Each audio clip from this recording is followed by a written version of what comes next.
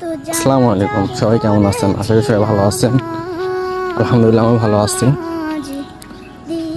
গোরস্থানের পাশ দিয়ে হেঁটে যাচ্ছিলাম, হঠাৎ তাকিয়ে দেখি যে ভিতরে অবস্থা খুবই খারাপ।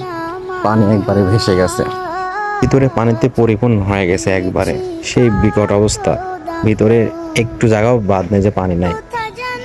আমরা মানুষ, কিসের এত অহংকার, কিসের এত ঝড় গাছ হাঁটি হিংসা হিংসি, তো আমার চেয়ে বড় হবে, আমি ওর চেয়ে বড় হব, এগুলা দেখলেই শিক্ষা হয়। আসলে